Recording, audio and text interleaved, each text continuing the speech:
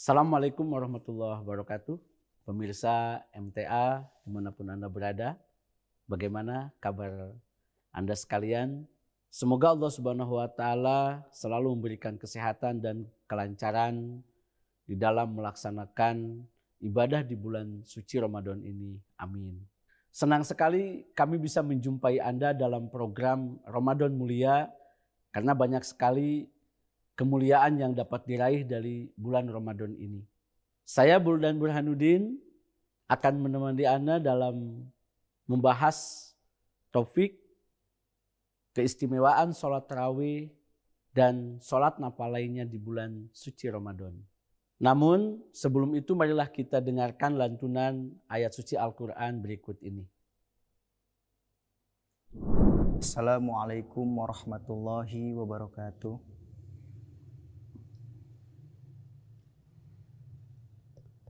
A'udzu billahi minasy syaithanir rajim.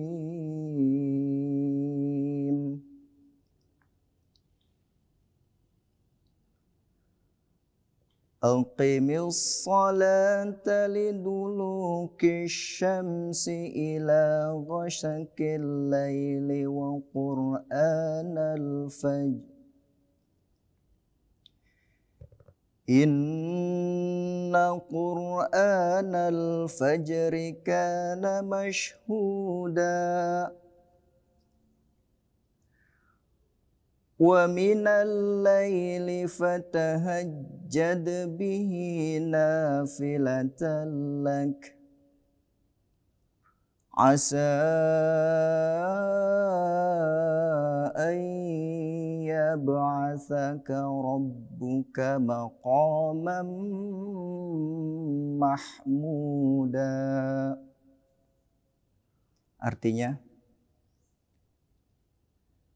dirikanlah sholat sejak matahari condong hingga kegelapan malam. Dan bacalah Al-Quran pada waktu subuh. Sesungguhnya pembacaan Al-Quran pada waktu subuh disaksikan secara istimewa oleh Allah Subhanahu wa Ta'ala. Dan pada sebagian malam, maka tahajudlah engkau dengan membacanya, suatu ibadah tambahan bagi engkau. Semoga Tuhan engkau akan mengangkat engkau ke derajat yang terpuji. Jazakumullah. Assalamualaikum warahmatullahi wabarakatuh. Jazakumullah asana jaza kepada ananda kita yang sudah membacakan ayat suci Al-Quran tadi.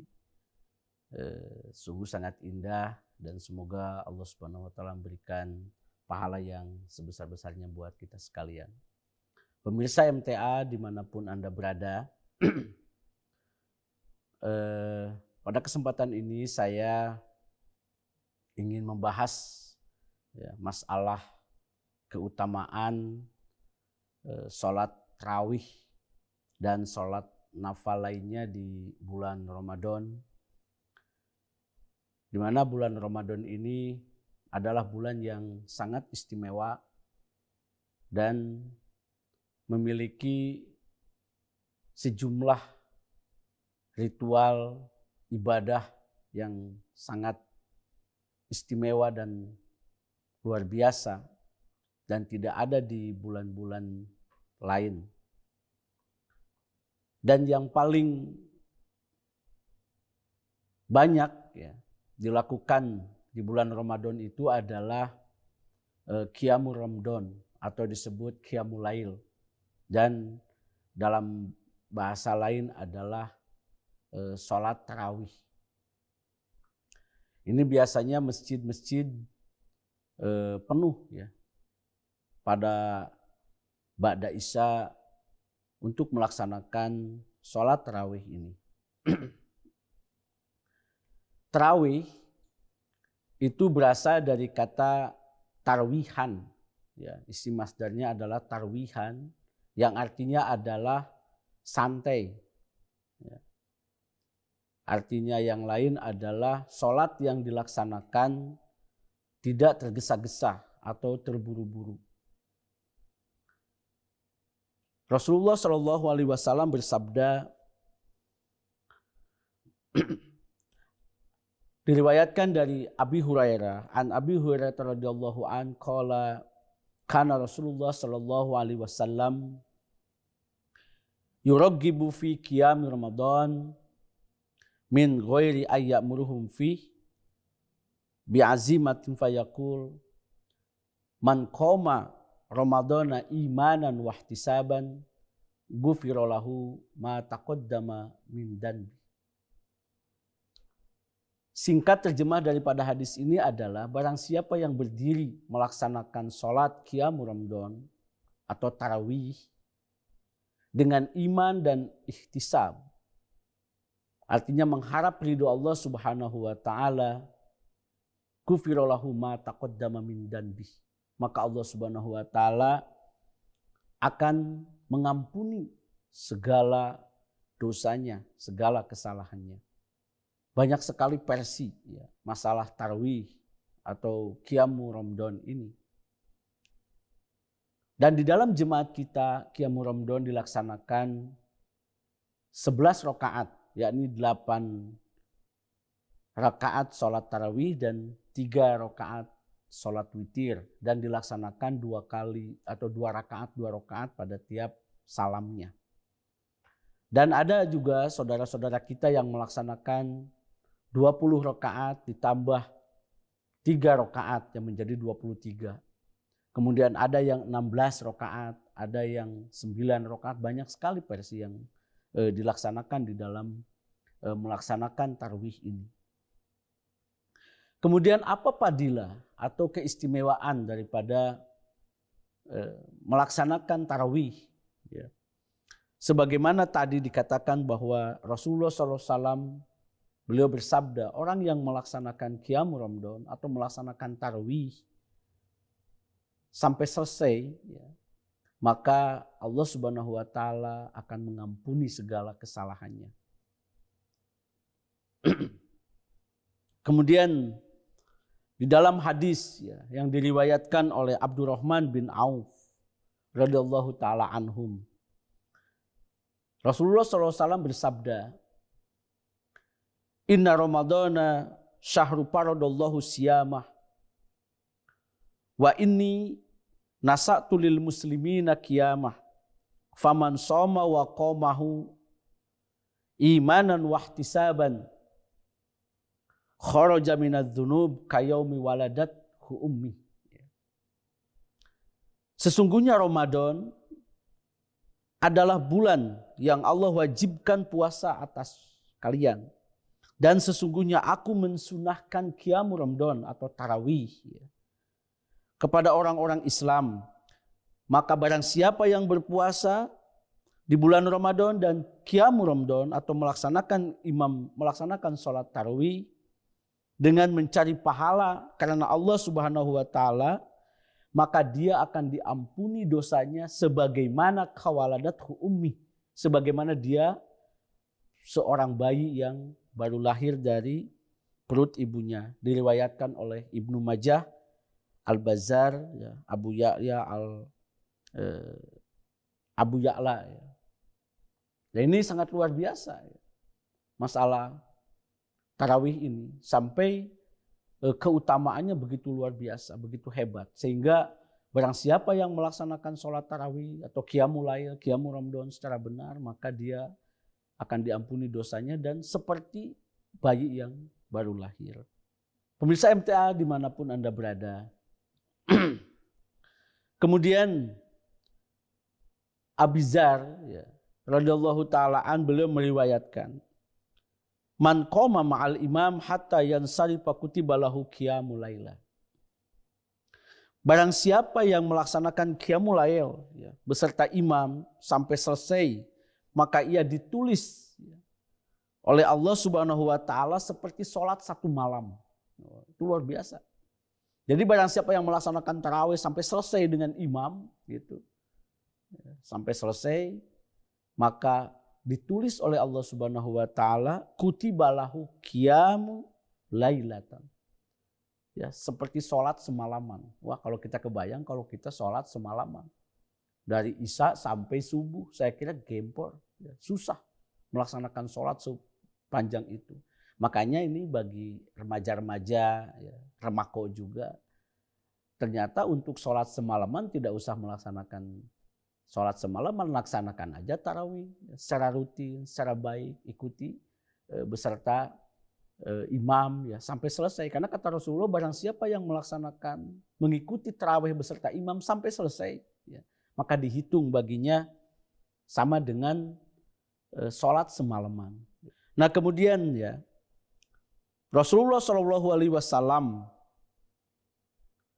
ya beliau sampai melaksanakan tarawihnya berbeda dengan kita. Kalau kita melaksanakan tarawih dah cuma 1 jam. Ya. Rasulullah SAW itu melaksanakan qiyamul Ramadan atau qiyamul lail atau tarawih itu sampai menjelang sahur. Dan bacaannya panjang-panjang di masa itu. Bacaannya sangat panjang-panjang. Sehingga kadang-kadang istri beliau menyiapkan makanan. Ya, jangan sampai ketinggalan untuk tidak sahur. Ya, berarti sholat tarawihnya bukan kayak kita ya. Kalau kita sholat tarawih itu bacaan panjang sedikit kadang-kadang diprotes. Ya. Terlalu panjangan. Kalau zaman dulu, zaman Rasulullah SAW melaksanakan tarawih itu panjang sekali. Bahkan sampai pakai tongkat. Ya. Tongkat diganjel gitu supaya tidak jatuh, supaya tidak miring. Jadi tongkat itu diganjel ya. Ini karena apa? Karena begitu panjangnya bacaan. Ini diriwayatkan oleh Imam Ahmad dan An-Nasai hadis ini. Nah, jadi pada waktu itu yang namanya sholat tarawih itu panjang, ya, panjang-panjang sekali. Nah kemudian ini ada beberapa hadis juga yang diriwayatkan. Ya. Itu di zaman Rasulullah SAW ya, melaksanakan tarawih itu di zaman Rasulullah SAW 8 tarawih, 8 sholat tarawih dan 3 witir. Jadi Rasulullah melaksanakan sampai beliau wafat ya, melaksanakan dengan cara seperti itu. Nah ini yang luar biasa di dalam melaksanakan tarawih ini. Kemudian dari Sa'labah ya. Dari Sa'labah bin Malik Al-Quraiz radhiyallahu ta'ala an. Beliau bersabda, Rasulullah SAW bersabda, pada suatu malam di malam Ramadan Rasulullah SAW keluar rumah. Kemudian beliau melihat sekumpulan orang di sebuah pojok masjid ya, sedang melaksanakan sholat. Ya. Beliau lalu bertanya, apa yang sedang mereka lakukan? Seorang menjawab, Rasulullah SAW, sesungguhnya mereka itu adalah orang-orang yang tidak membaca Al-Quran. Sedang Ubay bin Ka'ab ahli baca Al-Quran. Maka mereka sholat bermakmum dengan Ubay. Beliau bersabda, Qad ahsanu wa qad asobu. Mereka telah berbuat baik dan telah berbuat benar. Beliau tidak membencinya. Nah, berarti luar biasa ini sholat itu panjang sekali ya di zaman itu. Melaksanakan sholat tarawihnya panjang sekali ya. Panjang waktu. Nah ini dari beberapa contoh yang diajarkan oleh baginda Rasulullah SAW. Maka hendaknya kita melaksanakan tarawih itu bukan dengan cepat ya. Tidak perlu ada sholat tarawih yang kayak balap gitu. Namanya tarawih itu santai. Tarawih itu artinya sholat yang dilakukan secara santai, istirahat gitu ya. Jadi tidak cepat-cepat. Ya. Jadi bagi rekan-rekan yang melaksanakan sholat tarawih jangan terlalu cepat. Jadi malah harus tadarru wa khufyah. Jadi melaksanakan sholat itu harus khusyuk dan harus betul-betul menghayati apa yang dibaca, apa yang diucapkan, dimengerti, dihayati sampai pada tingkat pengabulan atau pengampunan daripada dosa-dosa kita. Kalau bisa ya harus bisa menangis dalam melaksanakan sholat tarawih. Karena tarawih itu sama dengan tahajud ya, jumlah bilangannya 11. Hanya bedanya dilaksanakan ba'da isya. Ya. Kalau tahajud kan dilaksanakan habis bangun dari tidur. Tetapi cara melaksanakan tarawih itu sama dengan cara melaksanakan tahajud. Pelan-pelan, tidak usah tergesa-gesa. Ya. hayati, nikmati, begitu. Nah inilah yang akan sampai pada derajat gufirul dzanbi atau gufirul dzunub kawaladathu ummi. Dia akan diampuni segala dosanya sebagaimana dia bayi yang baru keluar dari rahimnya. Nah ini banyak sekali ya pemirsa sejarah tentang jumlah atau bilangan daripada tarawih itu. Jadi ada yang melaksanakan tarawih itu adalah 11 ya, sebagaimana kita bisa melaksanakan itu. Ada juga yang melaksanakan 23, ada yang melaksanakan ya 39 rakaat ya. Ada yang melaksanakan dan itu ada riwayat-riwayat.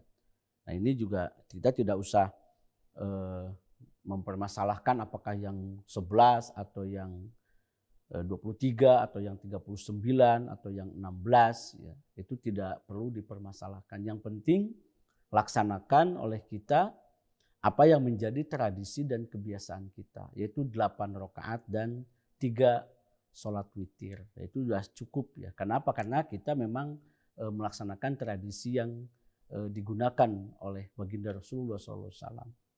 Nah Rasulullah SAW bersabda, ini yang tadi yang bahwa yang 11 rakaat itu, bahwa Rasulullah bersabda, innahu kana la yuridu fi Ramadan wala fi ghairi ala ihda asar. Sesungguhnya beliau tidak pernah menambah ya, pada bulan Ramadan atau bulan lainnya dari 11 rakaat. Itu riwayat Bukhari Muslim. Nah ini yang menjadi landasan kita, itu yang melaksanakan sholat tarawih yaitu 11 rakaat ya. Kemudian sholat apalagi yang bisa dilaksanakan di bulan Ramadan? Banyak kesempatan di bulan Ramadan itu. Selain melaksanakan sholat tarawih tadi, kita bisa melaksanakan juga sholat hajat, kemudian kita bisa melaksanakan sholat tasbih, kita bisa melaksanakan ya, sholat taubah, kita bisa melaksanakan sholat duha, ya, kita bisa melaksanakan sholat-sholat yang lainnya yang dianjurkan oleh sunnah baginda Rasulullah SAW. Dan tentunya sangat berbeda ketika dilaksanakan di bulan Ramadan, itu sangat berbeda dengan di bulan lain. Kenapa? Karena di bulan Ramadan itu adalah bulan yang istimewa. Tentu kalau kita menghitung-hitung pahalanya berbeda ya. Kalau di bulan lain misalkan 1, di bulan Ramadan bisa 3 sampai 10. Ya, kenapa? Karena memang istimewa bulan ini. Karena bulan Ramadan itu memiliki kekhasan ya. Di siang harinya kita ditempa tidak makan, tidak minum, menahan lapar, menahan nafsu, menahan dahaga segala macam. Di malam harinya kita pun ditempa dengan taqarrub, ya, mendekatkan diri kepada Allah Subhanahu wa taala. Karena memang bulan Ramadan ini bulan yang penuh barokah, ya, bulan yang penuh rahmah, bulan yang penuh maghfirah. Makanya dimanfaatkan. Ya. Dimanfaatkan sedemikian rupa. Jadi jangan kata Rasulullah mah dikencangkan sabuknya, ditarik sabuknya sehingga betul-betul kencang. Itu maksudnya tuh betul-betul apa yang tidak bisa dilaksanakan di bulan lain, maka di bulan Ramadan dilaksanakan sepenuh hati. Jadi itulah barangkali beberapa hal ya, yang menjadi keistimewaan tarawih ya, di bulan Ramadan ini. Karena bulan-bulan lain kita tidak menemukan ya, tarawih, ya. Tetapi di bulan Ramadan ini kita bisa menemukan sholat seperti ini. Makanya jangan kelewat. Biasanya yang namanya di bulan Ramadan bukan makin lama, katanya masjidnya makin maju. Gitu. Hari pertama sampai hari ketiga masjid penuh sampai di belakang. Kemudian hari ketiga keempat maju ke depan terus sampai hari terakhir makin maju katanya. Makin maju tinggal 2 baris, itu pun yang tua-tua, yang anak-anak mudanya udah main-main, jangan begitu. Jadi harus hari pertama, hari kedua sampai hari terakhir tetap konsisten, full. Karena kata Rasulullah, barang siapa yang melaksanakan tarawih atau qiyam Ramadan mengikuti imam sampai selesai. Jadi sampai selesai itu bisa saja pengertiannya 11 rakaat sampai selesai. Bisa saja pengertiannya tanggal 1 sampai tanggal 30 sampai selesai. Nah, jadi bisa 2 ya. Nah, makanya sampai selesai 30 hari. Ya kecuali memang kita ada bagi wanita ya ada haid atau halangan, yaitu tidak bisa melaksanakan sholat yang diperintahkan atau tarawih seperti ini. Ya, cuma ada kerusuhan dari Allah Subhanahu wa taala. Tapi bagi laki-laki tidak ada kerusuhan. Bahkan ini harus makin hari, makin ke depan kita harus makin serius ya, makin hebat itu, makin kenceng ya. Kenapa? Karena ini apalagi sudah tanggal 27 ya. Sudah tanggal 28 kan cuma 2 hari lagi Ramadan akan meninggalkan kita. Jadi sayang kalau tidak dijaga. Ya, semoga Allah Subhanahu wa taala memberikan karunia dan taufik kepada kita sehingga kita bisa melaksanakan sholat tarawih atau qiyamul Ramadan dengan baik, dengan ihtisab, dengan iman ya. Sehingga kita sampai pada derajat ghufirallahu ma taqaddama min dzanbi, diampuni dosa-dosa kita sehingga kita menjadi kawaladathu ummi ya, setelah selesai puasa ini bagaikan bayi yang keluar dari rahim. Pemirsa MTA dimanapun Anda berada, demikianlah yang dapat saya sampaikan. Semoga dapat menemani ibadah Anda di bulan Ramadan ini.